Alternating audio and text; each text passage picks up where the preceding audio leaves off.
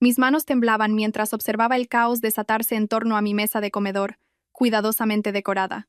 Las luces de Navidad que había pasado horas colocando proyectaban ahora sombras acusadoras sobre los rostros que creía conocer. Sobre rostros que me habían mentido, me habían traicionado, me habían destruido. Tú lo sabías. La voz de mi marido se quebró. Su rostro perdió todo el color mientras miraba al hombre que estaba en el umbral de nuestra puerta, el hombre al que yo había invitado. El hombre cuya sola presencia estaba a punto de detonar una bomba que lo destruiría todo. Sonreí. No fue una sonrisa amable. Fue la sonrisa de alguien que había pasado 6 semanas planeando este preciso momento. 6 semanas tragando veneno. 6 semanas fingiendo que no sabía la verdad que me estaba devorando viva desde dentro. Oh, cariño, dije, con una voz dulce como el arsénico. Dijiste que fuera madura al respecto. Y lo estoy siendo.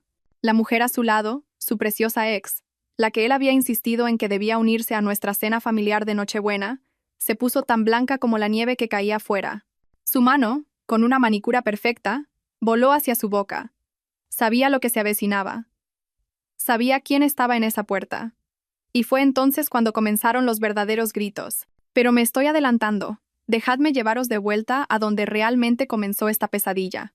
Al momento en que mi vida perfecta se reveló como una hermosa mentira. A hace 3 meses, cuando todavía creía en los finales felices. Al día en que encontré el mensaje. Antes de continuar, por favor, escribid en los comentarios desde qué país estáis viendo este video. Nos encanta saber desde dónde se conecta nuestra familia global. Y si es vuestra primera vez en este canal, por favor suscribíos. Vuestro apoyo nos ayuda a traer aún más épicas historias de venganza de la vida real. Disfrutad de la escucha. 15 de octubre. Recuerdo la fecha porque era nuestro 7º aniversario de bodas. 7 años de matrimonio con Mateo Ortiz, el hombre al que había amado desde la universidad. El hombre que me había prometido un para siempre bajo un manto de estrellas en los lagos de Covadonga. El hombre que me había sostenido la mano durante 2 abortos espontáneos y había jurado que algún día tendríamos nuestra familia. 7 años y todavía sentía mariposas en el estómago cuando entraba por la puerta. Había pasado todo el día preparando nuestra cena de aniversario. Su plato favorito. Cordero asado con hierbas, patatas panaderas y espárragos trigueros. Me había comprado un vestido nuevo, de un verde esmeralda profundo, el color que él siempre decía que hacía que mis ojos parecieran de jade. Había encendido velas por todo nuestro chalet en las afueras de Madrid. Todo era perfecto, todo era una mentira. El móvil de Mateo vibró en la encimera de la cocina mientras él estaba en la ducha. Yo no era de las que fisgonean, nunca lo había sido, pero algo en la forma en que seguía vibrando una y otra vez, insistente y urgente, me revolvió el estómago. La pantalla se iluminó con las vistas previas de los mensajes de un contacto guardado como VS. No puedo dejar de pensar en el fin de semana pasado. ¿Cuándo puedo verte otra vez? ¿Se lo has dicho ya? Se me durmieron las manos. La botella de Rioja que sostenía se me resbaló, pero la atrapé antes de que cayera. Mi corazón martillaba contra mis costillas como si intentara escapar de mi pecho. Esto no podía ser lo que parecía. Tenía que haber una explicación. Desbloqueé su teléfono. Sabía su código de acceso. Era la fecha de nuestro aniversario. La ironía habría sido graciosa si no estuviera a punto de vomitar. Los mensajes se cargaron. Me desplacé hacia arriba, mis ojos escaneando palabras que se sentían como ácido en mi piel. Eco de menos tus manos sobre mí. Ella no te entiende como yo. Nuestro lugar es estar juntos. Siempre lo ha sido. Y las respuestas de Mateo. Lo sé. Estoy en ello. Ha estado tan frágil desde el segundo aborto. Necesito encontrar el momento adecuado. Solo ten paciencia. Eres a quien quiero. Siempre has sido tú. El teléfono se me cayó de las manos y resonó en la encimera. Me agarré al borde del granito para no derrumbarme. La habitación daba vueltas. Las velas que había encendido de repente parecían burlarse de mí, su alegre parpadeo una broma cruel. Volví a la lista de contactos. Verónica Sanz. Verónica, su exnovia de la universidad, con la que salió durante 3 años antes de conocernos. La que me dijo que seguían siendo amigos, pero que era algo completamente platónico.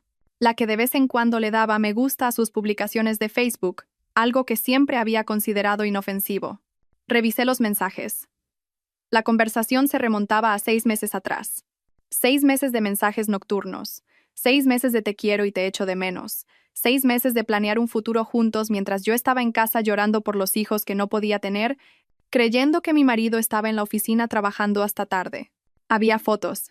No debería haberlas abierto, pero no pude evitarlo. Verónica en lencería. Verónica en lo que parecía la habitación de un hotel. Verónica sin llevar nada en absoluto. Su mensaje debajo, esperándote. Y entonces la vi. Una foto de ellos dos juntos. El brazo de Mateo alrededor de ella. Estaban en un restaurante. Reconocí la ribera del Manzanares. En el centro. Le había sugerido que fuéramos allí por nuestro aniversario, pero Mateo dijo que estaba cansado de ese sitio. La fecha de la foto, 8 de octubre. Hacía una semana. La ducha se detuvo. Oí a Mateo tararear. Tararear, como si no tuviera ninguna preocupación en el mundo. Como si no me estuviera arrancando el corazón a pedazos. Coloqué su teléfono exactamente donde había estado. Mis manos estaban firmes ahora. Algo frío se había sentado en mí, congelando el pánico, el dolor, la rabia. No eliminándolo, sino encerrándolo en hielo, conservándolo para más tarde. Cuando Mateo entró en la cocina, con una toalla alrededor de la cintura y gotas de agua en los hombros, me sonrió. Esa misma sonrisa que me había enamorado a los 19 años. Esa misma sonrisa que ahora era un arma. Algo huele increíble, dijo, besándome la mejilla. Sus labios se sintieron como hielo en mi piel. Feliz aniversario, cariño. Le devolví la sonrisa. No sé cómo lo hice, pero sonreí. Feliz aniversario. Cenamos. Bebimos vino. Me regaló un collar, una simple cadena de oro con un colgante. Me pregunté si a Verónica le habría comprado algo más caro. Hicimos el amor esa noche y odié cada segundo. Odié sentir sus manos sobre mí. Manos que la habían tocado a ella. Odié las palabras de amor que susurró, palabras que no significaban nada. Pero no dejé que lo viera. Interpreté a la perfección el papel de esposa devota porque necesitaba tiempo para pensar, tiempo para planear, tiempo para decidir qué hacer con la información que me quemaba un agujero en el pecho. No me enfrenté a él, todavía no. En cambio, me convertí en alguien a quien no reconocía. Me convertí en una espía en mi propio matrimonio. Durante las 2 semanas siguientes, lo documenté todo. Creé una cuenta de correo electrónico secreta y me reenvié capturas de pantalla de sus conversaciones. Revisé los extractos de nuestra tarjeta de crédito y encontré cargos en hoteles, restaurantes, una joyería donde le compró a ella una pulsera que costó el doble de lo que había gastado en mi collar de aniversario. Contraté a un detective privado. Se llamaba Sergio, un ex inspector de policía con ojos amables y una voz suave que no podía ocultar del todo la lástima cuando le dije lo que necesitaba. Era caro, pero yo tenía mi propio dinero. Trabajaba como diseñadora gráfica desde casa y había estado ahorrando durante años. Sergio siguió a Mateo durante una semana. Las pruebas que recopiló fueron exhaustivas y devastadoras. Fotos de Mateo y Verónica quedando en hoteles. Videos de ellos besándose en aparcamientos. Registros de llamadas que duraban horas, siempre cuando Mateo afirmaba estar en reuniones. Pero Sergio encontró algo más, algo que lo cambió todo. Me entregó una carpeta sobre la mesa de la cafetería donde nos reunimos. Su expresión grave. Sra. Ortiz, hay algo que necesita ver. Dentro de la carpeta había una impresión de una publicación de Facebook. La publicación de Verónica de hacía 2 días. La configuración de privacidad estaba en solo amigos, lo que explicaba por qué no la había visto. Sergio tenía sus métodos. La publicación mostraba una foto de un anillo de compromiso de diamantes, en el dedo de Verónica. El pie de foto decía, «Por fin me lo ha pedido. No puedo creer que vaya a casarme con mi mejor amigo. Por los nuevos comienzos, comprometida». Los comentarios estaban llenos de felicitaciones, pero fue un comentario en particular el que me heló la sangre. «Qué ganas de conocerle. Tráelo a la comida del domingo». Leonor Sanz, la madre de Verónica. No sabía quién era el prometido, lo que significaba que Verónica no le había dicho a su familia que estaba comprometida con un hombre casado. «Hay más», dijo Sergio en voz baja. Deslizó otro documento sobre la mesa. Investigué los antecedentes de Verónica Sanz. No es solo la exnovia de su marido. Lo miré, con la garganta apretada. «¿Qué quieres decir?» Es terapeuta familiar. Se especializa en terapia de pareja. Hizo una pausa, dejando que la información calara. Y ha publicado en varias revistas sobre la ética en las relaciones profesionales. Ha construido toda su carrera sobre ser una experta en relaciones sanas. La ironía era tan brutal que casi me hizo reír. Casi. Y el hombre con el que dice estar comprometida, dije lentamente. No puede decirle a su familia que es Mateo porque él todavía está casado contigo, terminó Sergio. Así que, o está mintiendo sobre el compromiso, o dudó. O está planeando que me deje a mí, susurré. El cordero que había comido amenazaba con volver a subir. La expresión de Sergio se suavizó. Lo siento, Sra. Ortiz. Pero sí, eso es lo que sugieren las pruebas. Miré la foto del anillo. Era precioso. Banda de platino, diamante talla esmeralda, probablemente de 3 quilates. Mateo y yo habíamos estado ahorrando para la entrada de una casa más grande, una con suficientes habitaciones para los hijos que planeábamos tener. Yo había estado apartando dinero de cada nómina, sacrificando las cosas que quería porque nuestro futuro era más importante. Aparentemente, él también había estado ahorrando, solo que no para nuestro futuro, sino para el de ella. Hay una cosa más, dijo Sergio. Ahora parecía incómodo, como si estuviera a punto de asestar un golpe que sabía que me destrozaría. Rastreé sus movimientos durante los últimos 6 meses, los cotejé con el calendario que me proporcionaste. Sacó una línea de tiempo. Mis ojos recorrieron las fechas y entonces la vi. 15 de junio. El día de mi segundo aborto espontáneo. El día que estuve en el hospital con una hemorragia, aterrorizada de estar muriéndome. El día que Mateo dijo que tenía que irse unas horas por una emergencia en el trabajo. Sergio había rodeado esa fecha. Al lado, había una foto con fecha y hora. 2:47 p.m. Mateo y Verónica entrando en un hotel. Mientras yo estaba perdiendo a nuestro bebé, él estaba con ella. La cafetería se volvió borrosa. No podía respirar. Sergio estaba hablando. Su voz parecía lejana, preguntándome si estaba bien, si necesitaba agua. Pero todo lo que podía ver era esa fecha, 15 de junio, el peor día de mi vida, y él había elegido pasarlo con ella. Sra, Ortiz. La mano de Sergio estaba en mi brazo, suave pero firme. Respire, solo respire. Inhalé aire, una vez, 2 veces. El mundo volvió a enfocarse lentamente. Estoy bien, mentí. No estaba bien. Nunca volvería a estar bien. Pero ya había terminado de llorar, de romperme. Algo duro y afilado se estaba formando en mi pecho, ocupando el lugar de mi corazón destrozado. Gracias, Sergio dije, con voz firme. Esto es exactamente lo que necesitaba. Me estudió durante un largo momento. ¿Qué vas a hacer? Recogí los documentos, deslizándolos cuidadosamente de nuevo en la carpeta. Voy a buscar un abogado. Y entonces, hice una pausa. Una idea se estaba formando. Una idea terrible, perfecta. Entonces voy a esperar. ¿Esperar a qué? Sonreí, y se sintió mal en mi cara, como si llevara la piel de otra persona. Al momento adecuado. 1 de noviembre. Mateo llegó a casa del trabajo con comida china a domicilio y una energía inusual. Estaba nervioso. Podía verlo en la forma en que jugueteaba con los recipientes, en la forma en que evitaba mi mirada. Nos sentamos a la mesa del comedor. Se aclaró la garganta 3 veces antes de hablar. Quería hablar contigo de algo, comenzó, removiendo sus fideos con el tenedor. Sobre la Navidad. Tomé un sorbo de agua, observándolo por encima del borde de mi vaso. ¿Qué pasa con la Navidad? Bueno, ya sabes que normalmente pasamos una Navidad tranquila. Solo nosotros y quizás tu hermana. Mi hermana Laura, que había planeado venir este año con su marido y sus 2 hijos, mi preciosa sobrina y mi sobrino a los que adoraba, que hacían que el dolor de mi propia falta de hijos fuera un poco más soportable.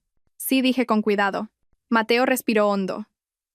Estaba pensando que podríamos hacer algo diferente este año. Abrir nuestra casa a más gente. Hacerlo más inclusivo. Inclusivo, repetí. La palabra sabía a ceniza.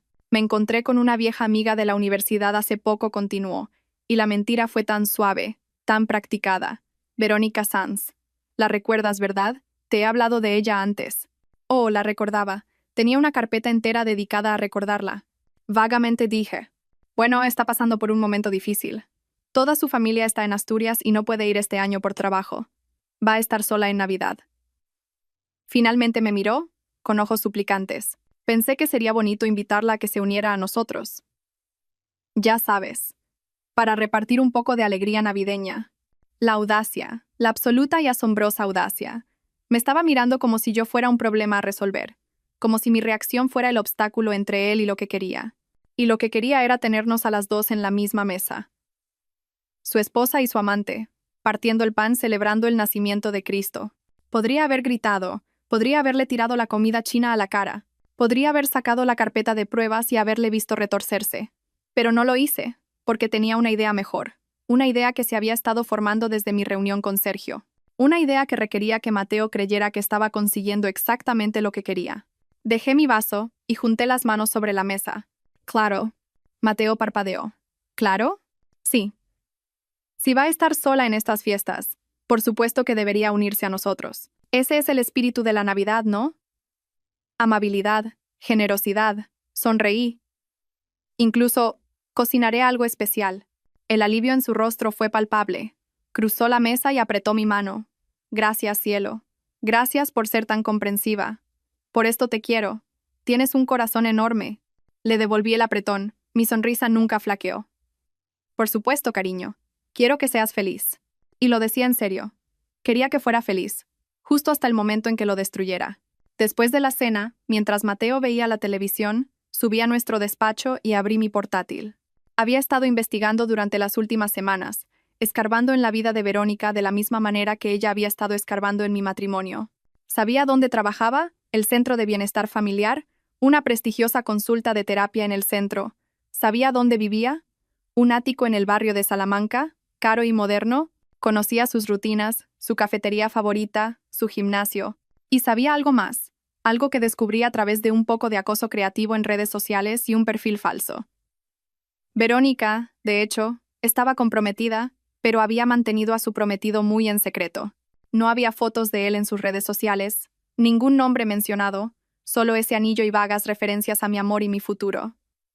Los comentarios de sus amigas en la publicación del compromiso eran reveladores. ¿Cuándo vamos a conocer a este hombre misterioso? Tía, lo tienes bien guardado. Debe de ser alguien especial. ¿Qué ganas de boda? ¿Será en Asturias como siempre planeaste? Lo estaba ocultando, porque era mío. Pero lo que Mateo y Verónica no sabían, lo que no podían saber, era que yo había ido más lejos, mucho más lejos. Había encontrado la agenda de Verónica. No su agenda física, sino la digital. La había sincronizado con el sistema de calendario de su web profesional, que tenía una seguridad de risa. Un par de conjeturas en las preguntas de seguridad. El apellido de soltera de su madre era de dominio público. El nombre de su primera mascota lo mencionó en una vieja publicación de un blog de la universidad. Y estaba dentro. Y allí, programado para el 15 de noviembre, había una cita. Cena con la familia. Presentar a... No, Mateo. No, a... Cotejé la fecha con sus correos electrónicos. Sí, también había entrado en ellos. Resulta que la gente que da lecciones sobre ética a menudo es terrible en ciberseguridad. El correo era de alguien llamado Álvaro Ramos. El asunto. Deseando conocer por fin a tu familia. Lo abrí, lo leí y lo volví a leer. Y entonces empecé a reír. Álvaro Ramos creía que él era el prometido de Verónica. Sus correos estaban llenos de amor y emoción por su futuro. Le había pedido matrimonio en agosto en los picos de Europa. Era cirujano pediátrico. Se había trasladado a Madrid hacía 6 meses desde Bilbao. No tenía ni idea de que la mujer que amaba se estaba acostando con otro. Verónica estaba jugando con los dos. Había aceptado la proposición de Álvaro. Había lucido el anillo que él le había dado. Había hecho planes para presentárselo a su familia. Y mientras tanto se acostaba con Mateo, le prometía un futuro a Mateo. Tocaba a Mateo como un violín. No pude entenderlo al principio. Pero luego miré las finanzas que Sergio me había proporcionado. Mateo ganaba buen dinero como ingeniero de software senior, pero no era dinero de cirujano. Álvaro probablemente ganaba 4 o 5 veces el sueldo de Mateo. Verónica mantenía sus opciones abiertas. O tal vez era simplemente una sociópata que disfrutaba del juego. En cualquier caso, había cometido un error, uno crítico. Me había subestimado. Miré el calendario. Faltaban 2 semanas para el 15 de noviembre. Faltaban 6 semanas más para Navidad. Abrí un nuevo correo en mi cuenta anónima, la que había creado específicamente para este propósito. Y escribí: Estimado doctor Ramos, usted no me conoce, pero yo sí le conozco a usted. Y lo que es más importante, conozco a Verónica Sanz, su prometida. Le escribo porque creo que merece saber la verdad sobre la mujer con la que planea casarse. Sé que este correo parece de una persona loca. Probablemente esté a punto de borrarlo. Pero antes de que lo haga, quiero que le pregunte a Verónica por Mateo Ortiz. Pregúntele quién es. Pregúntele dónde estuvo el 8 de octubre, el 15 de octubre, el 22 de octubre. Pregúntele por qué tiene 2 reservas para cenar el día de Nochebuena. Parece usted un buen hombre, doctor Ramos. Merece algo mejor que mentiras. Si desea pruebas de lo que le estoy diciendo, responda a este correo. De lo contrario, le deseo suerte. La va a necesitar. Atentamente, una amiga. Pasé el cursor sobre enviar. Este era el momento. El punto de no retorno. Una vez que enviara esto, las fichas de dominó empezarían a caer. Hice clic. El correo electrónico se desvaneció en el vacío digital. Me recliné en mi silla con el corazón palpitante. Fase 1 completada. Ahora solo tenía que esperar. Álvaro Ramos respondió en menos de 3 horas. ¿Quién es usted? ¿Cómo conoce a Verónica? ¿Qué pruebas tiene? Me había preparado para esto. Había pasado días preparándome para esto. Subí capturas de pantalla seleccionadas a un servicio seguro para compartir archivos. Nada demasiado explícito. No intentaba traumatizar al hombre, pero lo suficiente para mostrar la verdad. Mensajes de texto entre Mateo y Verónica con marcas de tiempo, fotos de ellos juntos, los recibos del hotel. Le envié el enlace con una sola línea. Lo siento, usted se merece algo mejor. No respondió de inmediato. Lo imaginé abriendo los archivos, su mundo desmoronándose como el mío hacía semanas. Sentí una punzada de culpa. Él era un inocente en todo esto, un daño colateral. Pero necesitaba saberlo. Y más que eso, yo necesitaba que él lo supiera, porque Álvaro Ramos era la pieza final de mi rompecabezas. 3 días después, otro correo. Me enfrenté a ella. Lo negó todo. Dijo que eres una exnovia mía loca que intenta causar problemas. Pero las fotos. No sé qué creer. ¿Quién eres? ¿Por qué haces esto? Había esperado la negación. Verónica era una manipuladora profesional. Por supuesto que intentaría hacerle luz de gas. Le respondí. No soy su exnovia. Soy la esposa de Mateo Ortiz. Compruebe el registro civil si no me cree. Mateo Ortiz y yo, casados hace 7 años en Madrid. Todavía legalmente casados, todavía viviendo juntos, todavía compartiendo cama. Verónica se acuesta con mi marido. Lo ha estado haciendo durante 6 meses. Y planea pasar la Nochebuena con nosotros. Conmigo. En mi casa. En mi mesa. Comiendo la comida que yo cocine. Usted y yo somos víctimas aquí, doctor Ramos. Ambos estamos siendo manipulados por las mismas 2 personas. Pero a diferencia de usted, no voy a quedarme de brazos cruzados y permitir que continúe. Mi marido ha invitado a Verónica a nuestra cena de Nochebuena. Me dijo que fuera madura al respecto. Cree que no lo sé. Cree que soy la ingenua esposa que sonreirá y servirá café a su amante. Esto es lo que propongo. Usted y yo les damos exactamente lo que quieren. Una agradable cena de Navidad. Todos nosotros juntos, una gran familia feliz. Quieren estar en misa y repicando. Démosles una indigestión que nunca olvidarán. Si está interesado en asegurarse de que la verdad salga a la luz, responda a este correo. Si no, lo entiendo. Puede borrar esto y tratar de seguir con su vida. Pero ellos no van a ganar. No sin consecuencias. La elección es suya. Lo envié y esperé. Esta era la apuesta. Álvaro podía ir con Verónica, mostrarle los correos, advertirla. Podía ignorarme por completo. Incluso podía ir a la policía, aunque yo no había hecho nada ilegal. O podía hacer lo que yo esperaba que hiciera. Pasaron 2 días. Luego 3. Empecé a pensar que había calculado mal. Que Álvaro Ramos iba a elegir el camino de menor resistencia, cortar por lo sano, romper con Verónica, seguir adelante. Entonces al 4.º día, mi móvil vibró con la notificación de un nuevo correo. Cuenta conmigo. Jimmy, ¿qué necesitas que haga? Sonreí, no una sonrisa agradable. La sonrisa de una mujer que había encontrado a su cómplice en la venganza. Le respondí con los detalles, la hora, la dirección, qué esperar. Le dije que actuara sorprendido, que actuara devastado, que no se contuviera. Su respuesta fue corta. Confía en mí, no tendré que actuar. Las semanas previas a la Navidad fueron surrealistas. Me moví a través de ellas como una actriz en una obra de teatro, marcando mis posiciones, diciendo mis líneas, todo mientras sabía que el acto final haría que se viniera abajo el teatro. Mateo mencionaba a Verónica constantemente ahora que pensaba que a mí me parecía bien. Decía cosas como, oh, Verónica recomendó este restaurante genial. O, Verónica. Y a mí nos encantaba esta canción en la universidad. Cada mención era una prueba, me di cuenta. Estaba midiendo mi reacción, viendo hasta dónde podía llegar. Pasé todas las pruebas con nota. Qué bien, cariño. Qué maravilloso que hayáis reconectado. Tengo ganas de conocerla. Esa última frase le hizo detenerse. Estábamos en la cocina y él estaba cortando verduras para un salteado. Su cuchillo se detuvo en la tabla de cortar. «¿Ya la conoces?», dijo con cuidado. «En la barbacoa de antiguos alumnos hace unos años. ¿Recuerdas?». Sí lo recordaba. Verónica había estado allí con un novio olvidable y apenas me había hablado. Se había pasado la mayor parte del evento hablando con Mateo, riéndose de sus chistes, tocándole el brazo. No había pensado nada de ello entonces. Pensé que era lo suficientemente segura como para no estar celosa de una exnovia. Dios, qué estúpida había sido. ¿Sí?, dije, cargando el lavavajillas. No me acuerdo muy bien. Había mucha gente. Bueno, la conocerás mejor en Navidad, dijo Mateo. Sonaba complacido. realmente complacido de que su esposa y su amante estrecharan lazos mientras comían cordero asado. Estoy planeando un buen festín, dije. Cordero, cochinillo, todos los acompañamientos. Será una noche buena para recordar. Eres increíble, ¿lo sabes? Se acercó por detrás de mí, me rodeó la cintura con sus brazos. No sentí nada menos que nada. Su contacto era como ser abrazada por un extraño. No te merezco. No, asentí suavemente. No me mereces. Él se rió, pensando que estaba bromeando. Me besó el cuello y volvió a sus verduras. Me permití una pequeña sonrisa. 15 de diciembre. Verónica le envió un mensaje a Mateo. Lo supe porque había clonado su teléfono. Sí, había aprendido a hacer eso. Hay tutoriales para todo en internet si buscas bien. Verónica, ¿qué ganas de Nochebuena? ¿Qué llevo? Mateo, solo a ti misma. Mi mujer se encarga de todo. Verónica, ¿de verdad le parece bien? ¿No le resulta raro? Mateo, es una santa. Confía en mí por completo. No sospecha nada. Verónica, el más afortunado del mundo. Interpretaré a la invitada perfecta y agradecida.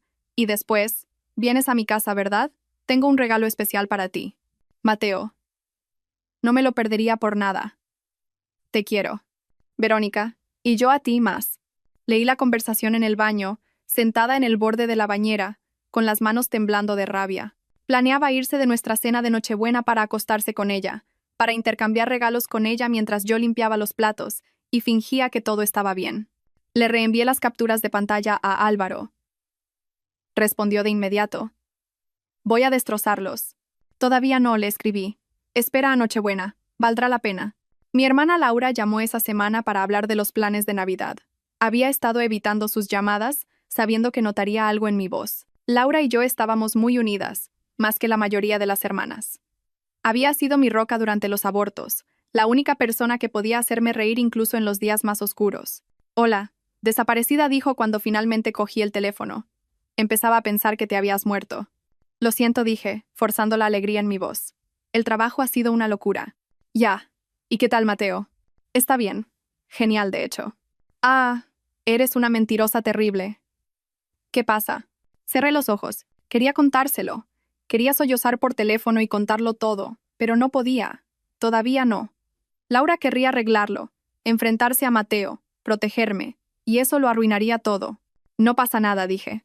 Solo estoy estresada por las fiestas. De hecho, de eso quería hablarte. Cambio de planes para Nochebuena. Sonó decepcionada. ¿No vamos? No, sí que venís. Pero Mateo ha invitado a una vieja amiga de la universidad que iba a estar sola, así que seremos un grupo más grande de lo planeado. No hay problema, cuantos más mejor. ¿Quién es la amiga? Se llama Verónica. Es su exnovia, en realidad. Silencio. Luego. ¿Perdona qué? ¿Ha invitado a su exnovia a la cena de Nochebuena? No es así, dije rápidamente. Ahora son solo amigos. Está pasando por un mal momento. Estamos siendo caritativos. Ajá. ¿Y a ti te parece bien? Por supuesto. ¿Por qué no iba a parecerme bien? Porque eres un ser humano con emociones normales. La voz de Laura era cortante. Elena, esto es raro. Lo sabes, ¿verdad? Está bien, Laura, te lo prometo. Si tú lo dices. Pero si esa mujer se pasa de la raya, voy a decir algo. Quedas avisada. Sonreí esta vez de verdad. Anotado. Nos vemos en Nochebuena. Allí estaremos. Y voy a vigilar a esa tal Verónica como un halcón. Después de colgar, me quedé sentada con el teléfono en la mano. La ira protectora de Laura en mi nombre había agrietado algo en el hielo que rodeaba mi corazón. Por un momento me permití sentirlo. El dolor, la traición, la devastadora pérdida del hombre que había amado. Luego lo reprimí. Habría tiempo para el duelo más tarde. Ahora mismo tenía trabajo que hacer. Abrí mi documento de planificación. Todo estaba encajando. Álvaro llegaría a las 21:30, media hora después de que comenzara la cena. Le había dado un código para la entrada lateral. Nuestra casa tenía un sistema de cerradura inteligente que permitía códigos temporales. Entraría por su cuenta, siguiendo el sonido de las voces hasta el comedor. La expresión de sus caras no tendría precio, pero la revelación era solo el principio. Tenía más planeado, mucho más. Había contactado a una abogada, la mejor abogada de divorcios de Madrid, según su reputación. Se llamaba Victoria Puerta y tenía una tasa de éxito del 98% en conseguir para sus clientes exactamente lo que merecían. Nuestra consulta había sido esclarecedora. El adulterio no influye en la ley de divorcio en España como en otros sitios había explicado. España tiene un sistema de divorcio sin causa. Sin embargo, la infidelidad puede afectar a la pensión compensatoria. Y si puedes demostrar que usó bienes gananciales para la aventura, y estos recibos de hotel y joyería sugieren que lo hizo, podemos presentar un caso convincente para que recibas una parte mayor de los bienes matrimoniales. No quiero pensión, le dije. Tengo mis propios ingresos. Lo que quiero es la casa, y quiero que pague por lo que hizo. Victoria había sonreído. Me recordó a mi propia sonrisa de estos días, afilada y fría. Creo que podemos arreglar eso, especialmente si podemos demostrar daños morales. La aventura durante tu aborto espontáneo, por ejemplo. Un juez encontraría eso particularmente atroz. Había salido de su despacho con los honorarios pagados y los papeles del divorcio listos para ser presentados. Solo estaba esperando una cosa, la cena de Nochebuena, porque no solo quería un divorcio, quería testigos. Quería que todo el mundo supiera lo que Mateo y Verónica habían hecho. Quería que su vergüenza fuera pública y permanente. Victoria me había advertido.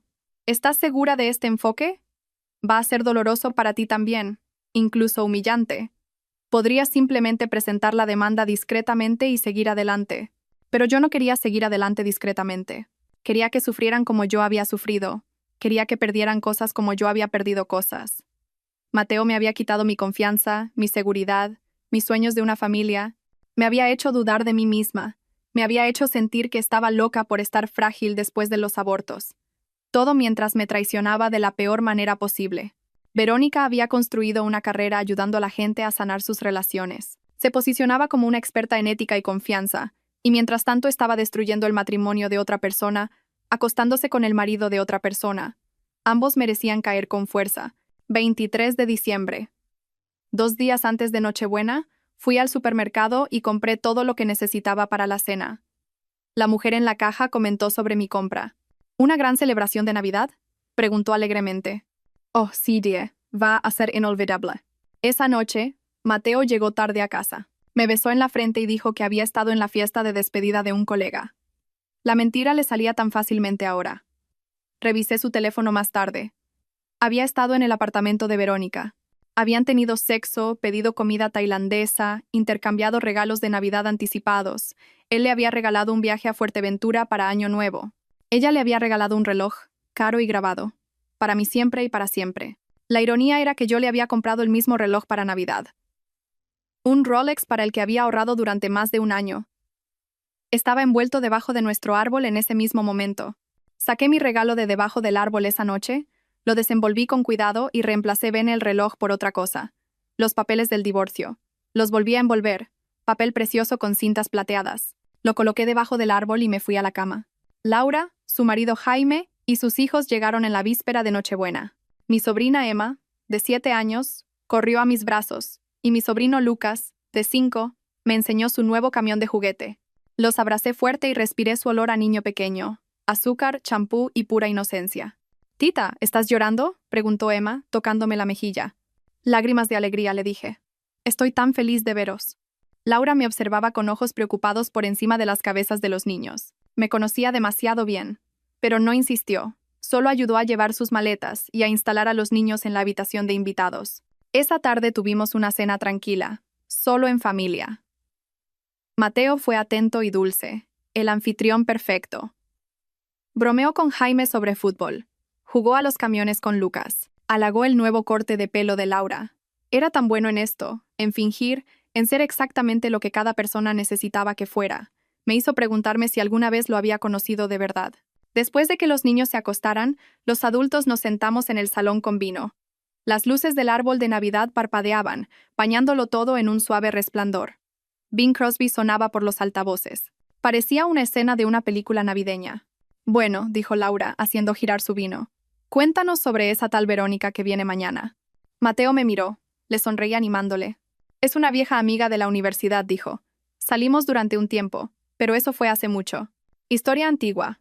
Está pasando por un mal momento ahora, asuntos familiares, y pensé que sería bonito incluirla». «Eso es muy generoso», dijo Jaime. «Así somos nosotros», dije, levantando mi copa. Generosos hasta la exageración. Mateo chocó su copa contra la mía, ajeno al filo de mi voz. Laura, sin embargo, lo captó. Sus ojos se entrecerraron ligeramente. «¿Y a ti te parece bien?», me preguntó directamente. «La ex de tu marido en la cena de Nochebuena». ¿Por qué no iba a parecerme bien?, pregunté. Estoy segura de mi matrimonio, ¿verdad, cariño? Absolutamente, dijo Mateo, rodeándome con su brazo. Me apoyé en él, interpretando mi papel, pero estaba contando las horas. Menos de 24 horas para la actuación de mi vida. Bueno, tengo ganas de conocerla, dijo Laura, y había algo en su voz. Una advertencia, quizás, o una promesa. Será. Interesante. Oh, dije suavemente. Definitivamente lo será. Esa noche, yacía en la cama junto a Mateo, escuchándole respirar. Se durmió fácilmente, como siempre. Sin culpa que lo atormentara. Sin conciencia que lo mantuviera despierto. Yo, por otro lado, miraba al techo. Pensé en todas las nochebuenas que habíamos pasado juntos. La primera en nuestro diminuto apartamento. Tan pobres que apenas podíamos permitirnos regalos, pero tan enamorados que no importaba. La de después del primer aborto, ambos de luto, abrazándonos y prometiendo que lo intentaríamos de nuevo. El año pasado, esperanzados de nuevo, hablando de cómo la próxima Navidad podríamos tener un bebé con quien celebrar. Todo había sido una mentira. O al menos se había convertido en una. Quizás me había amado una vez. De verdad. Pero en algún momento del camino, dejé de ser suficiente. No, eso no estaba bien. No se trataba de que yo no fuera suficiente. Se trataba de que él estaba roto. Era un egoísta. Mañana todo el mundo lo vería. Mañana la máscara se caería. Me di la vuelta y finalmente me dormí. Mis sueños estaban llenos de cristales rotos, y vino tinto extendiéndose como sangre. Me desperté a las 6 de la mañana. La adrenalina recorría mis venas. Hoy era el día. Me duché, me vestí con cuidado. Elegí un vestido rojo, festivo, apropiado, pero también audaz. Pintura de guerra para la batalla que se avecinaba. Me maquillé con especial esmero. Si iba a reducir mi vida a cenizas, iba a tener buen aspecto mientras lo hacía. En la cocina, empecé a cocinar. El cordero en el horno, las patatas peladas y hirviendo, el pastel de judías verdes montado, el cochinillo glaseado y listo. Me movía a través de las tareas mecánicamente, la memoria muscular tomando el control mientras mi mente se adelantaba a la noche. Laura bajó sobre las 8, atraída por el olor a café y bollos de canela. Madrugas mucho, dijo, sirviéndose una taza. No podía dormir. Demasiado emocionada, dije, y no era del todo mentira. Me estudió por encima del borde de su taza. Me diría si algo fuera mal, ¿verdad? La miré a los ojos. Por supuesto. Pareces. Diferente. No sé cómo explicarlo, pero pareces. Como si estuvieras. Se interrumpió, buscando la palabra. ¿Como si estuviera qué? Como si estuvieras esperando algo. Inteligente, perceptiva Laura, siempre viendo demasiado. Solo estoy cansada, dije. Las fiestas son estresantes. No pareció convencida, pero en ese momento los niños bajaron las escaleras como una estampida, llenos de la energía de la mañana de Navidad, y el momento pasó. Abrimos los regalos. Emma recibió la muñeca que había estado pidiendo. Lucas. Un juego de trenes. Laura y Jaime intercambiaron regalos, sonriéndose con el afecto fácil de un matrimonio sólido, del tipo que yo creía tener. Mateo me regaló joyas, unos pendientes, delicados y caros. Me pregunté si los habría elegido él mismo o si Verónica le habría ayudado. Le di las gracias, le besé la mejilla y le entregué su regalo. Ábrelo más tarde, dije, cuando tengas tiempo para apreciarlo de verdad. ¿Por qué no ahora?, preguntó, agitando la caja. Es personal, dije. Solo para nosotros. Sonrió, complacido, pensando que era algo íntimo. Lo dejó a un lado. La mañana pasó en un borrón de papel de regalo y risas. Hice fotos, muchas. Emma y Lucas jugando con sus juguetes, la familia alrededor del árbol. Mateo sonriendo, tan feliz, tan desprevenido. Pruebas, todo ello. Pruebas de los tiempos de antes. Los últimos momentos antes de que todo cambiara. La comida fue informal, sándwiches y restos de tarta. Luego Laura me ayudó en la cocina mientras Jaime llevaba a los niños al parque para quemar energía antes de la gran cena. ¿A qué hora llega Verónica?, preguntó Laura, cortando apio para el relleno. A las 8. La cena es a las 9. ¿Y solo vamos a ser nosotros, Mateo y ella? Ese es el plan, dije. Una mentira, pero necesaria. Laura guardó silencio por un momento. Luego dijo, no me gusta esto. Sé que ya lo he dicho, pero de verdad que no me gusta. ¿Qué clase de mujer acepta una invitación para pasar la Nochebuena con su exnovio y la mujer de este? ¿Del tipo que no tiene a dónde ir?, sugerí. O del tipo que quiere algo que no puede tener, replicó Laura. Me apuntó con el cuchillo. La voy a vigilar. Como le mire mal a Mateo, la pongo en su sitio. Te lo digo en serio, Elena. A veces eres demasiado buena, demasiado confiada. pero yo no. Si ella supiera. Si supiera que yo ya no era ni buena ni confiada. Que ahora era otra cosa completamente distinta. Algo frío y calculador y sediento de sangre. Déjame manejarlo a mí, dije. Por favor, confía en mí. Ella suspiró. Está bien. Pero me reservo el derecho a decirte lo dije si esto sale mal. Anotado, dije, y me concentré en el cordero. La tarde transcurrió con una lentitud agónica. Puse la mesa con nuestra mejor vajilla. El juego que mi abuela nos había regalado para la boda. Platos blancos con borde dorado, copas de cristal, cubertería de plata que había pulido hasta que brillaba. Puse 8 sitios. Mateo se dio cuenta. ¿8? Preguntó. Solo somos 6, ¿no? Tú, yo, Laura, Jaime. 7 con Verónica. ¿Y el octavo? Siempre pongo un sitio extra, dije. Una vieja tradición, por si hay invitados inesperados. Se encogió de hombros y volvió a ver el fútbol. A las 19:30 revisé mi móvil. Un mensaje de Álvaro. En camino. Aparco en la calle de al lado. Esperaré tu señal. Le respondí. 21:30. Ni un minuto antes. Y Álvaro. Gracias. No me des las gracias todavía. Dámelas después de que les haga pagar. Exactamente a las 20, sonó el timbre. Mateo se levantó de un salto. Vi el destello de emoción en su rostro antes de que lo disimulara con algo más apropiado. Debe de ser Verónica, dijo casualmente. Ya fue Odaya.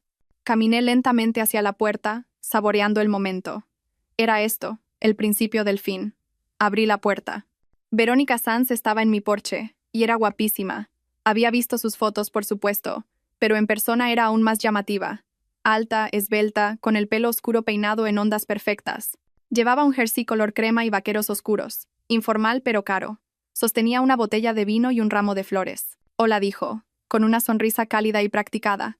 Debes de ser la mujer de Mateo. Soy Verónica. Muchas gracias por invitarme. Asimilé cada detalle. La forma en que sus ojos eran un poco demasiado brillantes, demasiado alerta. La ligera tensión en sus hombros. El caro anillo de compromiso en su mano izquierda, que se había dejado puesto. Una jugada de poder, quizás, o una prueba. Pasa, dije, haciéndome a un lado. Estamos encantados de que pudieras venir. Entró en mi casa, trayendo consigo el aire frío y el aroma a perfume de diseño. Mateo apareció en el pasillo, y los vi mirarse. Fue breve, solo un segundo, pero lo vi. El anhelo, la familiaridad, el secreto compartido. Mi sonrisa nunca flaqueó. Verónica, dijo Mateo, avanzando para abrazarla. Fue rápido, apropiado, pero vi su mano demorarse un momento de más en su espalda. Me alegro de que hayas podido venir. Gracias de nuevo por la invitación, dijo ella. Luego se giró hacia mí. Tu casa es preciosa. Gracias, dije. Deja que te coja el abrigo. Mateo, sírvele a Verónica un poco de vino. Colgué su abrigo en el armario cachemir caro, noté, y la conduje al salón donde Laura y Jaime lidiaban con los niños. Verónica, esta es mi hermana Laura, su marido Jaime, y sus hijos Emma y Lucas. Laura se levantó y vi cómo evaluaba a Verónica con ojo crítico. Se dieron la mano.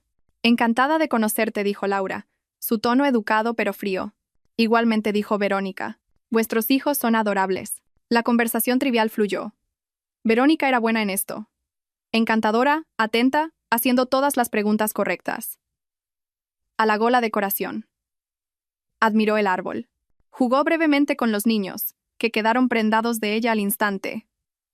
Mateo la observaba con una adoración apenas disimulada. Era repugnante. A las 21, anuncié que la cena estaba lista. Todos pasaron al comedor. Había pasado horas dejándolo perfecto. Velas en candelabros de plata, un centro de mesa de vegetación. La comida dispuesta como un festín. Esto es increíble, dijo Verónica, tomando asiento. Mateo se había colocado a su lado, frente a mí. Laura estaba a mi derecha, sus ojos aún afilados y vigilantes. Servimos la comida, pasamos las fuentes, llenamos las copas de vino. Todo era tan civilizado, tan normal. Mateo levantó su copa. Me gustaría hacer un brindis. Por la familia, por los amigos y por el espíritu de la Navidad. Y por mi maravillosa esposa, que ha organizado todo esto. Por tu esposa, repitió Verónica, encontrándose con mis ojos. Había un desafío allí. Estaba disfrutando esto, disfrutando de sentarse a mi mesa, comer mi comida, todo mientras se acostaba con mi marido. Le devolví la sonrisa. Por los nuevos comienzos, dije. Chocamos las copas. Comimos. La comida estaba perfecta. El cordero jugoso, las guarniciones sabrosas, todo sincronizado con precisión. Entonces, Verónica, dijo Laura, su voz conversacional. Mateo mencionó que eres terapeuta. Lo soy, dijo Verónica. Me especializo en terapia familiar y de pareja. Qué irónico, murmuró Laura, lo suficientemente alto para que yo lo oyera. Es un trabajo muy gratificante, continuó Verónica. Ayudo a la gente a navegar dinámicas de relación difíciles, problemas de comunicación, problemas de confianza, infidelidad. La última palabra quedó suspendida en el aire. ¿Estaba provocándome o simplemente era ajena a la ironía? La infidelidad debe de ser un tema difícil de tratar, dije. Como terapeuta, quiero decir, ayudar a la gente a reconstruir la confianza después de una traición. Lo es, asintió. La confianza es la base de cualquier relación.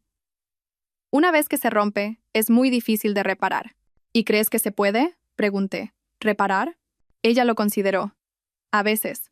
Si ambas partes están comprometidas con la verdad. Pero a menudo la traición es solo un síntoma de problemas más profundos. A veces las relaciones terminan porque nunca estuvieron destinadas a durar. Vaya, dije. Qué pensamiento tan deprimente. Prefiero pensar en ello como realista, dijo ella. Mateo observaba nuestro intercambio con nerviosismo. Sentía algo, pero no podía identificarlo. 21:25. 5 minutos. Mi móvil estaba en mi bolsillo. Le había dado a Álvaro el código de la puerta lateral. Le dije exactamente cuándo llegar. Todo lo que tenía que hacer era enviar el mensaje. Disculpadme, dije, levantándome. Tengo que ver cómo va el postre. Fui a la cocina, saqué mi móvil, escribí ahora. Lo envié. Luego respiré hondo, me alisé el vestido y volví al comedor con una sonrisa. El postre estará listo en unos minutos, dije. Pero primero, tengo una sorpresa. Mateo levantó la vista, curioso. ¿Una sorpresa? Sí, Dia. ¿Recuerdas que dijiste que deberíamos ser más inclusivos esta Navidad? ¿Hacerla más festiva? Sí, dijo lentamente. Bueno, seguí tu consejo. Invité a alguien más a unirse a nosotros. Alguien que pensé que debería estar aquí. El tenedor de Verónica se detuvo a medio camino de su boca. Sus ojos se encontraron con los míos, y por primera vez vi un destello de miedo. ¿Quién?, empezó Mateo. La puerta lateral se abrió. Pasos en el pasillo. Todos se giraron. Álvaro Ramos entró en el comedor.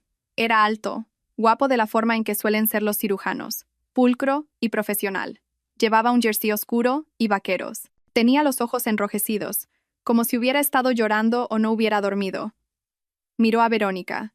Hola, cariño, dijo, su voz inquietantemente tranquila. Sorpresa. Verónica se puso blanca. La sangre desapareció de su rostro tan completamente que pensé que podría desmayarse. Álvaro susurró. ¿Qué? ¿Qué haces aquí? ¿Qué hago aquí? Su risa fue quebradiza. Me ha invitado la mujer de tu amante. Mateo se levantó tan rápido que su silla cayó hacia atrás. ¿Qué está pasando? Siéntate, Mateo, dije en voz baja. Acabamos de empezar. ¿Quién es este?, exigió Mateo, mirando entre Álvaro y yo. Este, dije, es el doctor Álvaro Ramos, el prometido de Verónica. ¿O es que no sabías que estaba comprometida? La sala se quedó en silencio. La mandíbula de Laura cayó. Jaime parecía confundido. Los niños, afortunadamente, estaban en la otra habitación viendo una película. Mateo se giró hacia Verónica. ¿Prometido? Verónica negaba con la cabeza. No, no. Álvaro, ¿de qué está hablando? ¿Por qué estás aquí? No te atrevas, dijo Álvaro, su voz afilada. No te atrevas a mentirme más. He visto las pruebas. He leído los mensajes. Sé lo de Mateo. Lo sé todo. ¿Mensajes?, dijo Mateo, su cara cambiando de color ahora. Rojo y blanco y rojo de nuevo. Verónica, ¿de qué está hablando? Oh, ¿tú tampoco lo sabes? Álvaro se giró hacia Mateo. Tu novia de aquí se ha estado acostando con los dos. Tú pensabas que eras el único amante. Yo pensaba que era su fiel prometido. Resulta que los dos somos idiotas. Eso no es verdad, dijo Verónica, poniéndose de pie. Su voz era estridente. Álvaro, no sé qué te ha contado, pero yo no le conté nada que no pudiera verificar por sí mismo, interrumpí. Las fotos de ti y Mateo en la Ribera, en el Marriott. Esas contaron la historia perfectamente. Los ojos de Mateo se volvieron hacia mí. Tú lo sabías. Oh, cariño, dije, mi voz dulzona. Lo sé desde hace meses. El silencio que siguió fue ensordecedor. ¿Lo sabías?, repitió Mateo, su voz hueca. Desde el 15 de octubre, dije. Nuestro aniversario. ¿Recuerdas la noche que llegaste a casa oliendo a su perfume? Encontré los mensajes mientras estabas en la ducha. Laura se levantó. Perdona, ¿qué? Mateo, ¿has estado engañando a mi hermana? Laura. Empezó Mateo, pero ella lo interrumpió. ¿Con esta mujer? Laura señaló a Verónica. ¿A la que invitaste a nuestra cena de Nochebuena familiar? No es. Puedo explicarlo. Mateo estaba perdido, mirando entre todos nosotros. Oh, esto va a estar bien, dijo Álvaro cruzándose de brazos. Por favor, Mateo, explícanos a todos cómo te has estado acostando con mi prometida durante 6 meses. ¿6 meses? Dije, inclinando la cabeza. Álvaro, cielo, ha sido más tiempo. Los mensajes se remontan a 6 meses, pero han estado reconectando durante al menos un año. ¿No es así, Mateo? Mateo parecía que iba a vomitar. Y Verónica continué, girándome hacia ella.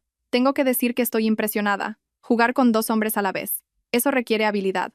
Álvaro de aquí gana, ¿qué? ¿4 veces el sueldo de Mateo? Pero Mateo te da esa conexión emocional, esa historia. ¿Por qué elegir cuando puedes tener ambos? Estás loca, dijo Verónica, pero su voz temblaba. ¿Lo estoy? Veamos. Saqué mi móvil. Lo he documentado todo. Mensajes, fotos, recibos de hotel. Mateo los cargó todos a nuestra tarjeta de crédito conjunta, lo cual fue poco cuidadoso, pero supongo que pensó que yo era demasiado estúpida para darme cuenta. Empecé a leer desde mi teléfono. Ella no te entiende como yo. Eres a quien quiero. Siempre has sido tú. No puedo esperar a que podamos estar juntos abiertamente. Dijo Mateo. Oh, si acabamos de llegar a la parte buena, dije. 15 de junio. ¿Recuerdas esa fecha, Mateo? Su rostro me dijo que sí. Para los que no lo sepan, dije, dirigiéndome a la sala. El 15 de junio fue el día que tuve mi segundo aborto espontáneo. Estaba en el hospital con una hemorragia, aterrorizada de estar muriéndome, y Mateo se fue. Dijo que tenía una emergencia en el trabajo. Saqué la foto en mi móvil y la levanté. Estos son Mateo y Verónica, registrándose en el Marriott a las 14:47, mientras yo perdía a nuestro bebé. Laura ahogó un grito. Jaime soltó una palabrota. Incluso Álvaro parecía conmocionado. El rostro de Mateo se descompuso. ¿Eso no? ¿No fue así? Estaba alterado. ¿Necesitabas tirarte a tu exnovia mientras tu mujer estaba en el hospital? Terminé. Dilo. Sé sincero por una vez en tu miserable vida. Dios mío, dijo Laura. Se movió a mi lado, su mano en mi hombro. Mateo me miró. Me miró de verdad, y vi el momento en que se dio cuenta de que ya no me conocía. ¿Por qué? Preguntó. ¿Por qué no dijiste nada? ¿Por qué pasar por todo esto? Porque dije, mi voz fría, necesitabas entender lo que se siente al ser pillado por sorpresa, que tu realidad se haga añicos delante de testigos. Que todos los que te importan te vean como realmente eres. Caminé hacia el árbol de Navidad, cogí su regalo, volví y se lo entregué. Ábrelo, dije. No, en serio. Ábrelo. Con manos temblorosas, desenvolvió el regalo. Los papeles del divorcio cayeron sobre la mesa, esparciéndose entre los platos de la cena. Feliz Navidad, dije. Estás demandado. Verónica se movió hacia la puerta, pero Álvaro le bloqueó el paso. ¿A dónde crees que vas? Preguntó. Esto es una locura, dijo ella. Estáis todos locos. Me voy. Todavía no, dije. No hemos terminado. Verás, hay una cosa más. Saqué otro sobre. Este estaba dirigido al Colegio Oficial de Psicólogos de Madrid. Esto, dije, es una queja formal contra Verónica Sanz, psicóloga general sanitaria, por violaciones éticas. Específicamente, por participar en un comportamiento que desprestigia a la profesión. He documentado tu aventura con Mateo, incluyendo fechas, horas y lugares. También he incluido testimonios sobre cómo usaste tus conocimientos profesionales para manipularle, cómo le aconsejaste que ocultara la relación a su frágil esposa. El rostro de Verónica estaba gris. No puedes. Me pueden revocar la licencia, terminé. O como mínimo, suspenderla. Probablemente deberías buscar una nueva carrera, Verónica. Quizás algo que no requiera ética. Tú, sisió Verónica. Cuidado, dijo Laura, dando un paso adelante. Es a mi hermana a quien le estás hablando. La hermana a cuyo marido te has estado tirando.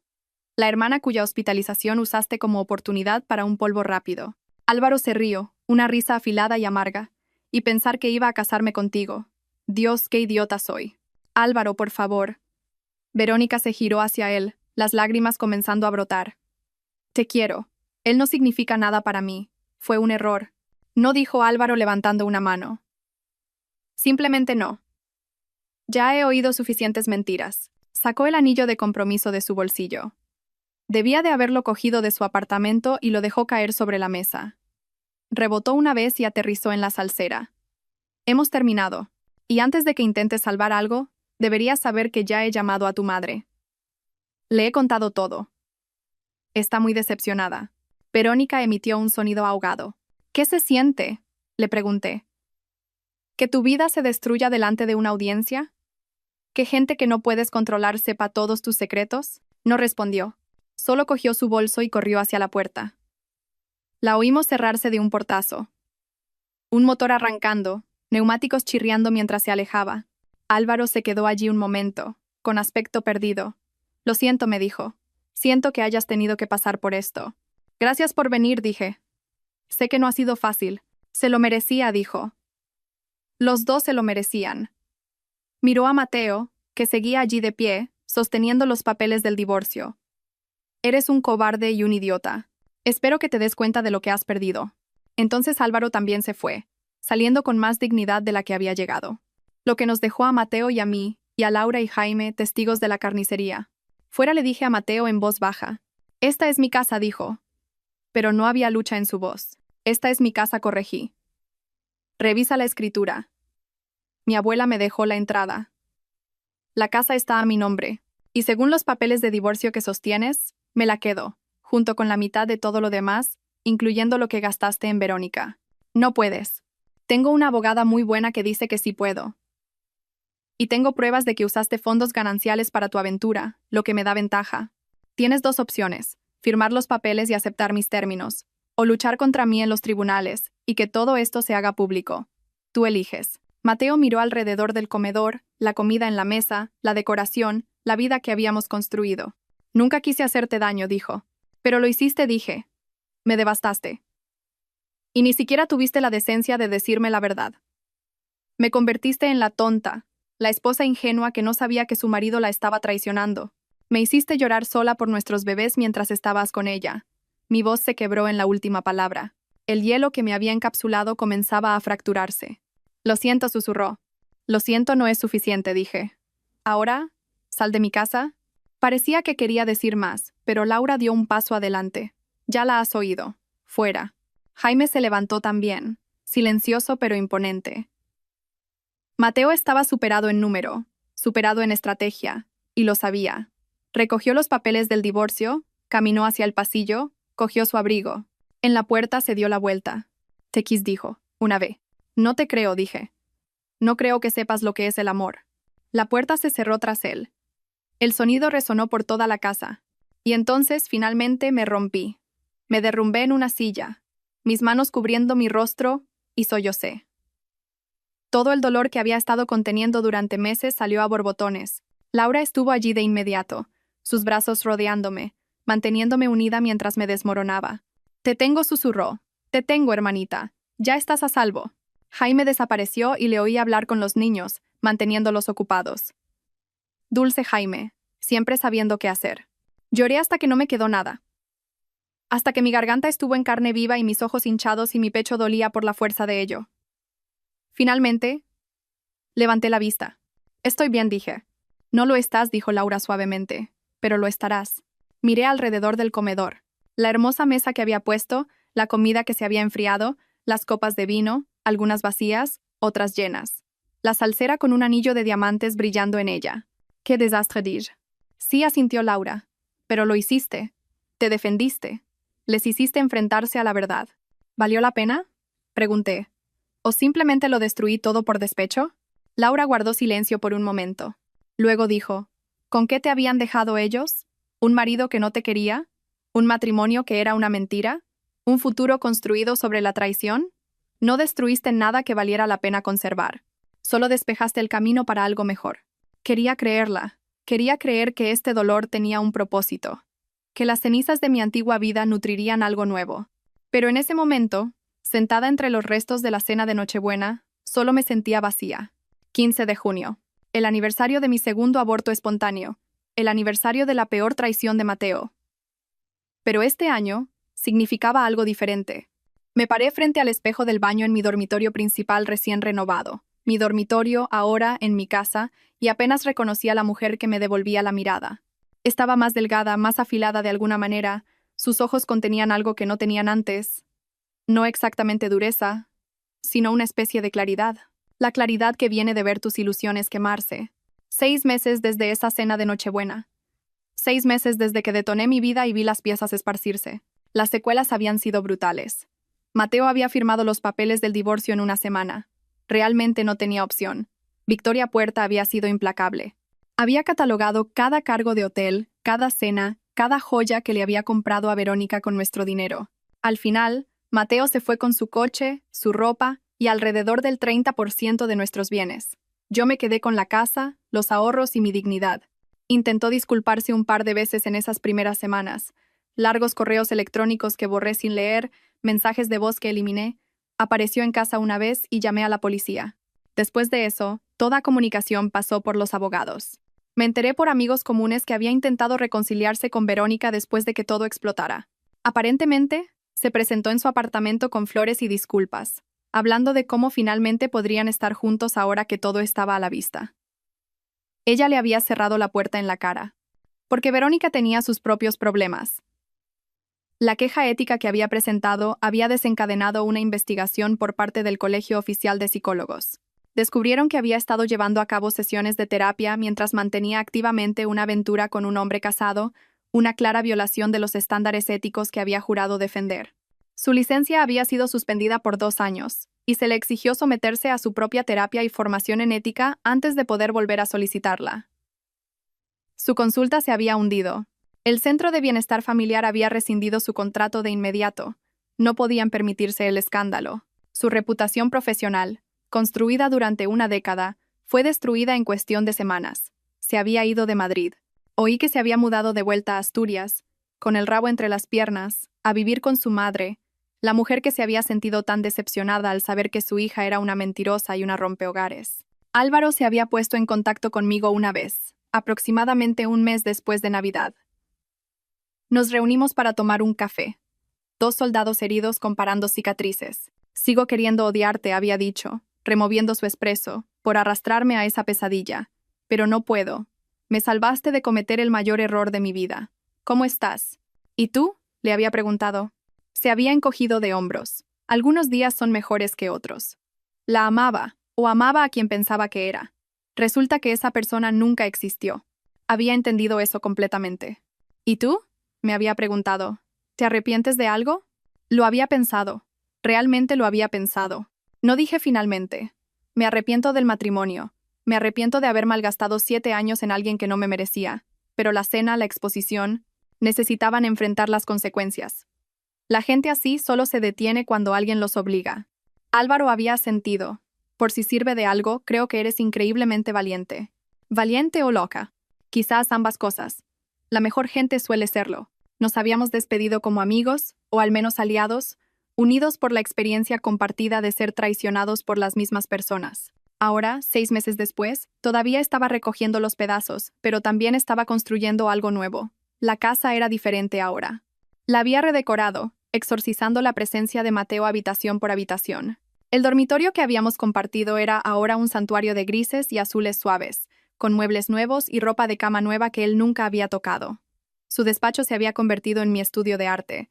Había empezado a pintar de nuevo, algo que había abandonado hacía años, porque Mateo siempre necesitaba el espacio para su equipo de videojuegos. Había dejado de aceptar trabajos de diseño gráfico freelance y había fundado mi propia agencia de diseño. Pequeña, solo yo y 2 empleados por ahora, pero era mía, construida bajo mis términos, y estaba prosperando. La terapia había sido esencial. Empecé a ver a Ladra. Elena Rodríguez, sí, la ironía de ver a una terapeuta de pareja después de todo no se me escapaba. Solo 2 semanas después de Navidad. Me había ayudado a desenredar el lío de emociones, el trauma de la traición, el complicado duelo de perder no solo a un marido, sino el futuro que había imaginado. Estás de luto por una muerte, me había dicho en una de nuestras primeras sesiones. La muerte de tu matrimonio, sí, pero también la muerte de tu confianza, tu inocencia, tu creencia en la historia que te habías estado contando sobre tu vida. Tenía razón, había estado de luto, pero lenta, dolorosamente, también estaba sanando. Laura había sido mi roca a través de todo. Se quedó una semana después de Navidad. ayudándome a empaquetar las cosas de Mateo, abrazándome cuando lloraba, obligándome a comer cuando la comida sabía a ceniza. Llamaba todos los días durante meses, solo para ver cómo estaba, para asegurarse de que estaba bien. Estoy tan orgullosa de ti, me dijo la semana pasada. Lo que hiciste requirió agallas. Muchas mujeres simplemente se lo habrían tragado. Habrían fingido que todo estaba bien. Se habrían dejado destruir en silencio. Tú no. Tú contraatacaste. Había contraatacado. Y había ganado. Pero la victoria a veces se sentía hueca, especialmente en los días difíciles. Porque la verdad era que no había querido ser una guerrera. Había querido ser una esposa, una madre, una mujer con una vida simple y feliz. Pero esa vida había sido una mentira, y esta vida, desordenada y dolorosa y real, era mía. Mi móvil vibró. Un mensaje de un número desconocido. Se me encogió el estómago. A veces Mateo intentaba contactarme desde diferentes teléfonos. Pero cuando lo abrí, no era de él. Hola, sé que esto es raro, pero quería darte las gracias. Me llamo Jennifer. Estaba saliendo con Mateo. Él, estaba es la palabra clave. Nunca mencionó que se había divorciado recientemente hasta que encontré tu número en sus contactos bloqueados e investigué un poco. Cuando le confronté, intentó mentir. Pero encontré los registros del divorcio. Solo quería que supieras que me salvé de una buena gracias a tu rastro de papeles. Gracias por ser lo suficientemente valiente como para documentarlo todo. Miré el mensaje durante un largo momento. Luego respondí. Siento que hayas tenido que lidiar con él, pero me alegro de que lo descubrieras antes de que pudiera hacer un daño real. Mucha suerte. Vale. Así que Mateo ya estaba intentando reescribir la historia, ya buscando a la siguiente víctima. La idea me revolvió el estómago, pero también fortaleció mi determinación. Había hecho lo correcto. Lo brutal, doloroso y público, pero lo correcto. Porque si me hubiera divorciado en silencio, si hubiera guardado sus secretos, él se habría ido con su reputación intacta. Se habría pintado a sí mismo como la víctima de un matrimonio fracasado. Y Verónica habría continuado su carrera asesorando a personas vulnerables mientras era fundamentalmente deshonesta. En cambio, ambos habían enfrentado consecuencias reales. No una justicia perfecta, la vida rara vez la ofrece, pero sí un ajuste de cuentas. Miré el calendario en mi móvil. 15 de junio. Hace un año estaba en el hospital perdiendo un bebé mientras mi marido estaba con otra mujer. Había sido el peor día de mi vida. Pero lo había sobrevivido. Lo había sobrevivido todo. Me vestí poniéndome ropa de correr. Había empezado a correr en febrero, necesitando una salida para la rabia y el dolor que todavía surgían inesperadamente. Ahora corría 8 kilómetros cada mañana, forzando mi cuerpo hasta que mi mente se quedaba en silencio. Mientras me ataba las zapatillas, pensé en la mujer que había sido hacía un año. Ingenua, confiada, creyendo que el amor y la lealtad eran suficientes. Creyendo que si era lo suficientemente buena, paciente, comprensiva, todo saldría bien. Esa mujer se había ido, muerta y enterrada bajo los escombros de esa cena de Navidad. La mujer que era ahora, entendía que algunas personas no merecen paciencia, que ser madura ante la falta de respeto es solo otra forma de aceptar el abuso, que a veces la única respuesta apropiada a la traición es tierra quemada. Salía la mañana de junio. El aire era fresco, con el aroma de las rosas que había plantado en el jardín delantero. Mis rosas, mi jardín, mi vida. Empecé a correr, mis pies encontrando su ritmo en el camino familiar a través de la urbanización. Mientras corría, sentí que algo cambiaba dentro de mí. No exactamente perdón, aún no había llegado a eso, quizás nunca lo haga, pero algo parecido a la aceptación. Esta era mi historia ahora. No el cuento de hadas que había imaginado, sino algo más complejo, más real. Una historia de traición y supervivencia, de ruptura y reconstrucción, de venganza y redención. Y a diferencia de la historia que Mateo y Verónica habían intentado escribir, donde yo interpretaba a la tonta, al obstáculo, a la mujer demasiado rota para darse cuenta de lo que estaba pasando bajo sus narices, esta historia era mía. Yo había tomado el control de la narrativa. Yo había escrito el final. O quizás no el final. Quizás solo el final de un capítulo y el comienzo de otro. Mi móvil vibró de nuevo. Otro mensaje, esta vez de Laura. No te olvides de la cena esta noche en nuestra casa. Jaime hace barbacoa. Los niños echan de menos a su tita Cañera. Sonreí. Tita Cañera. Me gustaba cómo sonaba eso. Respondí. No me lo pierdo. Llevo vino. Laura, que sea del bueno. Celebramos. Yo. ¿Celebrar qué? Laura. 6 meses de divorciada. 6 meses de no aguantar tonterías. 6 meses de ser la mujer fuerte e independiente que siempre supe que eras. Las lágrimas me asomaron a los ojos, pero eran lágrimas buenas, lágrimas de gratitud. Corrí más rápido, esforzándome más, sintiendo mi corazón latir con fuerza y mis pulmones arder, sintiéndome viva de una manera que no lo había estado en años. Porque eso es lo que tiene la traición. Puede destruirte, sí. Puede reducirte a la nada, dejarte cuestionando todo lo que creías saber sobre ti y el mundo.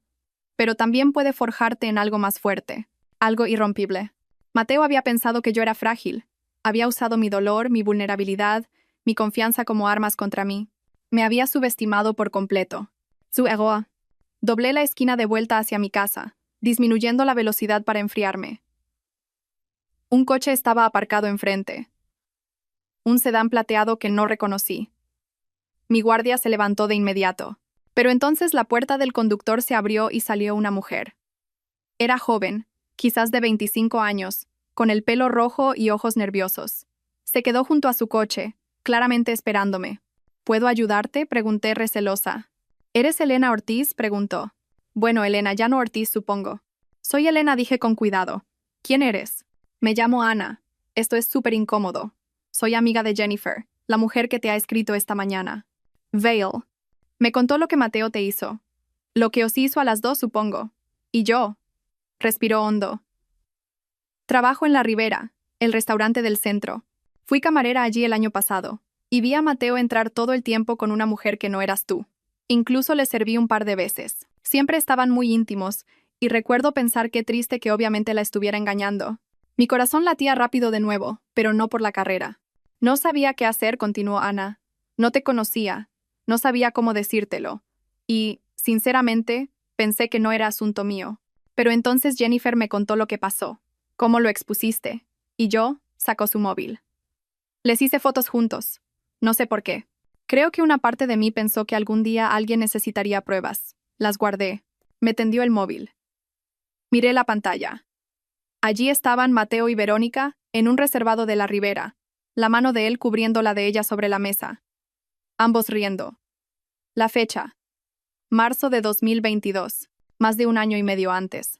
Meses antes de que yo pensara que la aventura había empezado.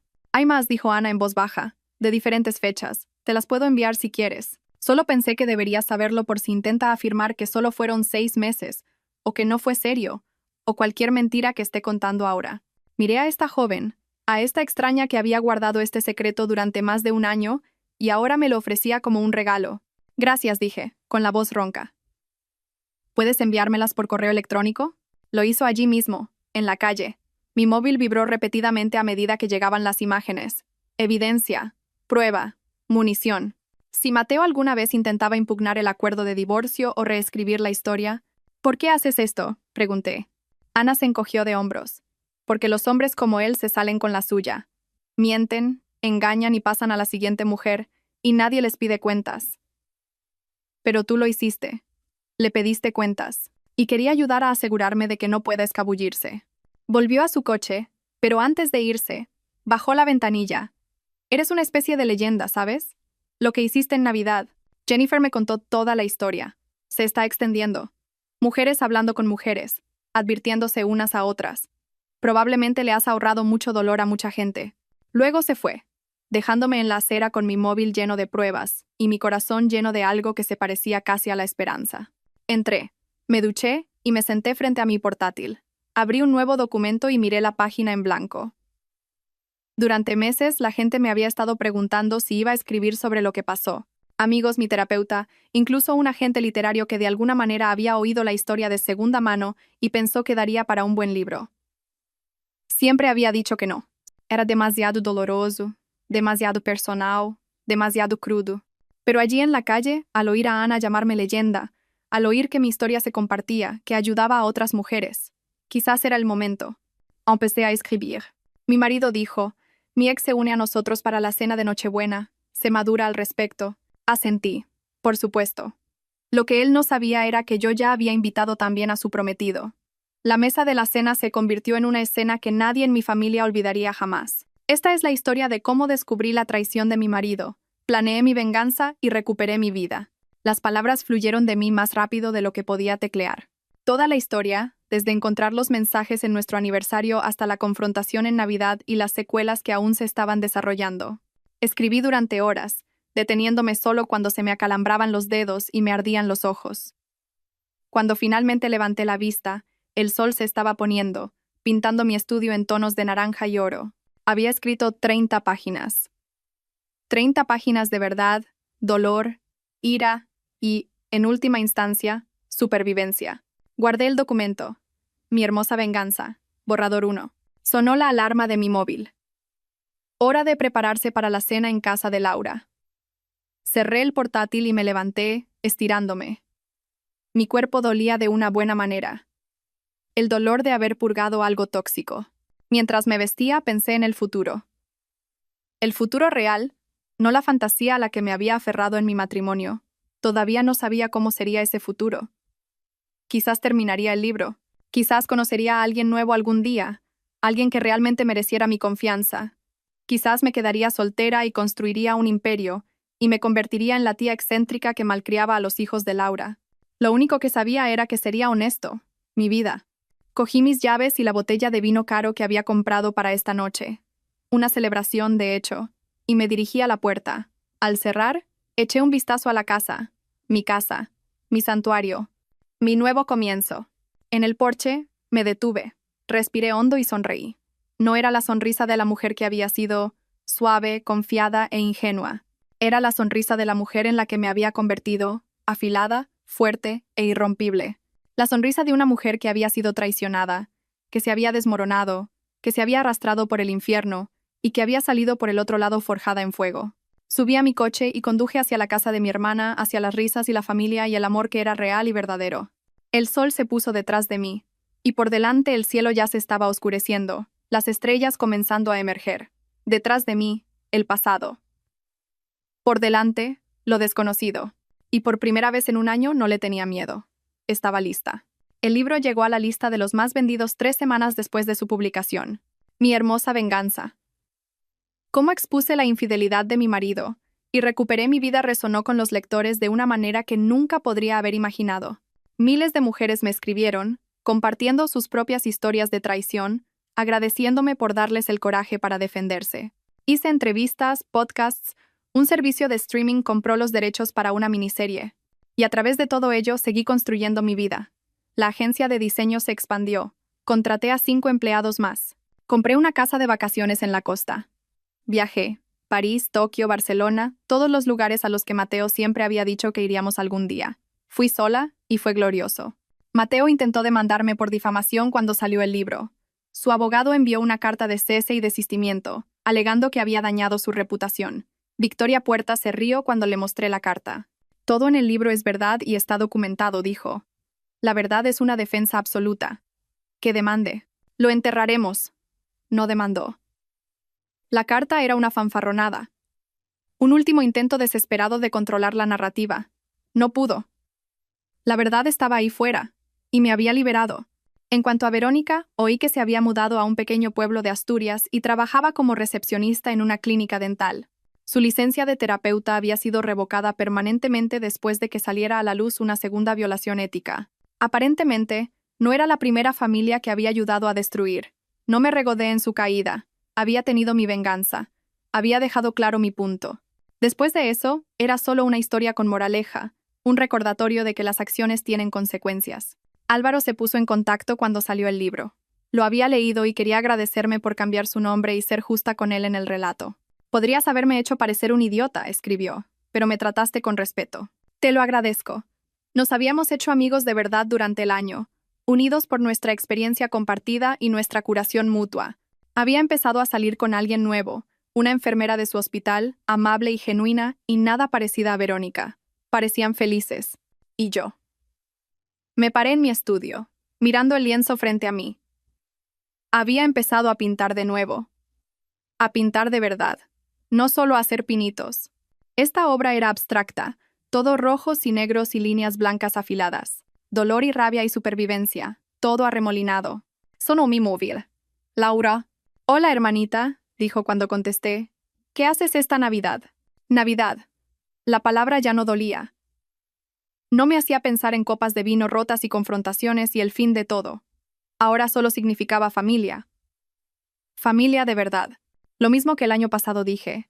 Cena pequeña. Vosotros, yo, quizás algunos amigos. Perfecto. Los niños ya están preguntando si vas a hacer esa tarta de chocolate otra vez. Obviamente. Charlamos unos minutos más, haciendo planes, riendo de nada. Una conversación de hermanas normal y hermosa. Después de colgar, miré por la ventana la nieve que empezaba a caer. Diciembre en Madrid, la ciudad transformándose en algo limpio, blanco y nuevo. Hace un año, había reducido mi vida a cenizas en una mesa de Nochebuena. Destruí mi matrimonio, expuse a 2 mentirosos y caminé a través del fuego para llegar a la verdad. Y ahora, un año después, estaba de pie entre las cenizas, mirando lo que había construido de las ruinas. Era hermoso, no la belleza de la inocencia o la ingenuidad. La belleza de la supervivencia, de la fuerza ganada a través del sufrimiento, de una vida reconstruida sobre una base de verdad en lugar de mentiras. Cogí mi pincel y añadí otra pincelada al lienzo. Una línea dorada que atravesaba la oscuridad. Esperanza. Duramente ganada y real. Mi móvil vibró. Un mensaje de un número desconocido. Gracias por tu libro. Anoche encontré mensajes en el móvil de mi marido. Iba a fingir que no los había visto. Pero entonces recordé tu historia. Voy a enfrentarme a él esta noche. Deseame suerte. Respondí. No necesitas suerte. Necesitas coraje. Y ya lo tienes. Tú puedes con esto. Y si necesitas ayuda, contacta. No estás sola. Porque eso es lo que tenía sobrevivir a una traición. Te conectaba con todas las demás personas que habían recorrido ese camino. Creaba una red de guerreras. Todas nosotras con cicatrices, pero de pie. Dejé mi móvil y miré mi cuadro. Mi vida. Mateo había intentado romperme, me había mentido, traicionado, usado mi dolor y mi amor como armas contra mí. Pero yo había sobrevivido. Más que sobrevivido, había prosperado. Y esa era la mejor venganza de todas. No la confrontación en Navidad, por satisfactoria que fuera. No el acuerdo de divorcio, por justo que fuera. Ni siquiera el libro, por exitoso que fuera. La mejor venganza era esta. Vivir bien. Ser feliz. Construir algo real y hermoso de los restos de lo que él destruyó. Estaba completa de nuevo. Diferente antes. Con cicatrices. Pero más fuerte, más sabia, más valiente. Y lo había hecho yo misma. Sonreí. Esa sonrisa que ahora era mía, ganada y real. Y volví a mi lienzo. Tenía trabajo que hacer. Una vida que vivir. Un futuro que crear. Y esta vez la historia la escribía yo. No más mentiras hermosas.